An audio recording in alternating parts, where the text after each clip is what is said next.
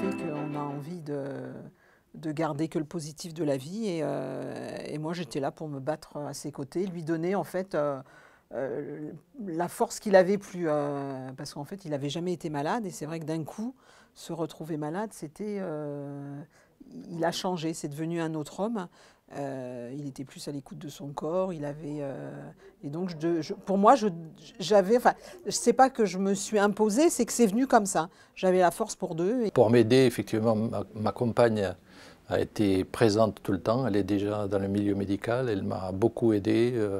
Elle a déjà posé les bonnes questions aux médecins pour orienter déjà leur diagnostic sur mon ressenti. Donc effectivement, je ne suis pas passé à côté de symptômes qui auraient pu être, disons, significatifs pour orienter un petit peu le diagnostic des médecins.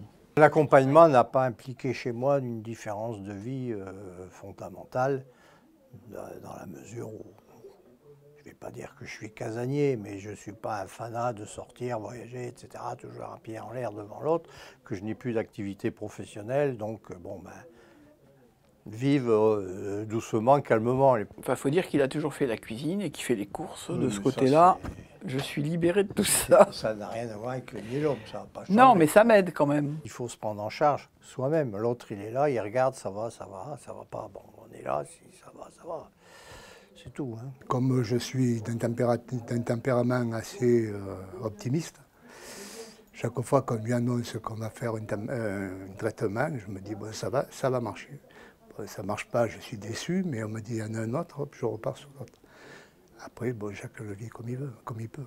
Disons que les choses se sont faites naturellement. En ce sens que je me suis mis à l'aider à faire des choses que je ne faisais pas avant, mais sans pour cela que je me sois forcé ou ni rien, c'est venu naturellement. Je vais faire de la vaisselle, je vais faire je ne sais pas, s'il y a du nettoyage à faire ou n'importe, je le ferai. Je sais pas. Un tas d'autres choses, ça ne me vient pas dans l'instant, mais c'est un tas de choses que je faisais, voilà, les courses, je fais. Aller à la pharmacie, chercher les médicaments, tout ça. En fait. Ce sont des choses que je ne faisais pas avant parce que elle le faisait, quoi. J'ai arrêté de travailler quand je suis tombée malade, parce que les traitements, à l'époque, c'était assez lourd, je devenais souvent à l'hôpital. Et donc j'ai arrêté de travailler et je me suis fait aider par mon entourage, mon mari, mes copines et voilà, tout le monde qui gravitait autour de moi. C'est important, surtout quand on a des enfants en bas âge, parce qu'ils ne peuvent pas se gérer tout seuls. Et quand on a un mari qui travaille toute la journée, qui n'a pas des horaires fixes, donc c'est compliqué. Donc voilà, donc j'avais planifié qui faisait quoi, quand on prenait les enfants. Il y avait tout un planning qui a été mis en place pendant la période d'hospitalisation. Et donc mes enfants étaient gérés, pour pas que ce soit lourd pour plusieurs personnes, c'était dispatché par des amis de la famille.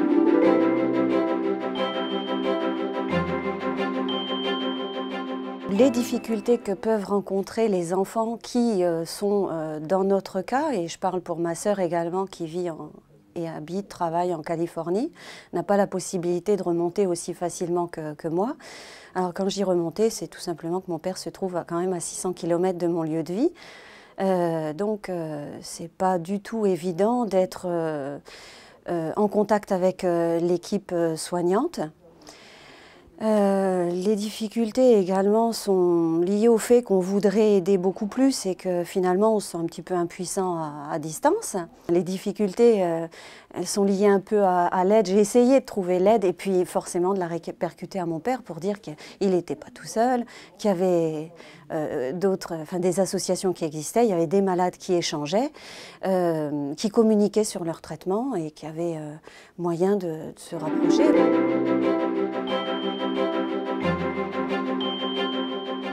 Ça ne nous a pas rapprochés parce qu'on est déjà proches avant, mais je pense que non, ça n'a pas changé. Je ne vois pas où ça peut changer. Ça te fait quand même me regarder peut-être d'un autre œil de temps en temps quand même, non? Oui, mais enfin, je n'ai pas regardé avec l'œil de la pitié. Hein.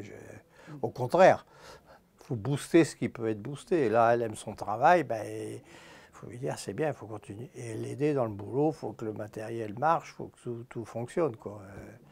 Ça, c'est... Mais fondamentalement, c'est ça.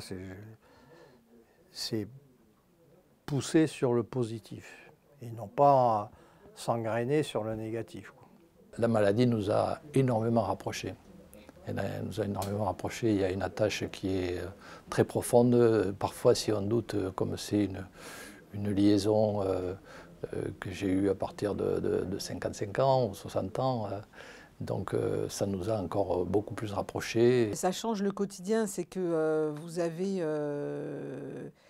quelqu'un qui est très fatigué, qui a quand même l'angoisse. Est-ce qu'il va en mourir? Est-ce qu'il y a des enfants? Il faut les rassurer. Il y a la vie qui va tout autour, hein, des parents qui vieillissent, qui sont malades, qu'il faut rassurer aussi. Et c'est vrai que dans notre relation, ben, on avait des amis, on s'est fait des amis sur Montpellier, hein, puisqu'on est là depuis 15 ans. On s'est fait des amis qui ont été aussi très présents. Qui toutes les semaines viennent voir Bruno, viennent boire un coup avec lui, viennent discuter, viennent partager un moment. Donc c'est vrai que ça c'est important aussi, parce qu'eux aussi nous ont donné un souffle d'énergie. Bien sûr que notre relation de couple a changé, n'est plus la même, on n'a plus... n'est plus la même, hein, pour un couple n'est plus la même, mais on s'est, de toute façon, à l'opération de la prostate, on s'était dit, on trouvera une autre façon de vivre, on trouvera une autre façon de s'aimer, le cœur est toujours là et on s'aimera de toute façon, on s'aimera pour toujours. Il faut garder espoir, quoi. Il faut garder espoir, la science fait des progrès de plus en plus et il faut se dire qu'un jour ou l'autre, on arrivera à le guérir. Puis voilà, puis vivre sa vie au jour le jour, et voilà, oui. Faire des projets. Voilà, vivre normalement, on n'a pas changé notre façon d'être ni notre façon de vivre. Bien sûr, la maladie fait que quelquefois on s'éloigne un peu des amis parce qu'on ne peut pas recevoir ou accepter des invitations parce qu'on est fatigué.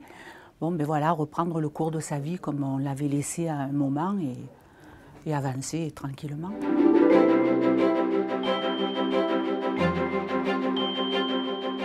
L'environnement familial, c'est le plus important.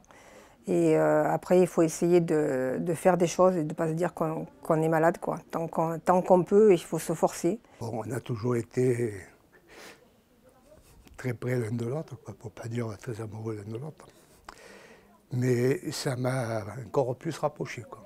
La maladie, c'est un malheur, mais en même temps c'est un bonheur parce que ça fait voir la vie autrement et ça amène sur une autre philosophie de la vie. Il faut prendre vraiment au jour le jour tous les petits bonheurs, un petit rayon de soleil, mais ça c'est une philosophie de vie. Un message à faire passer à toutes les personnes qui sont atteintes de cette maladie, c'est qu'il faut croire à l'évolution de la science. Je pense que ce qui était traité il y a 10 ans ne l'est absolument plus maintenant de la même façon.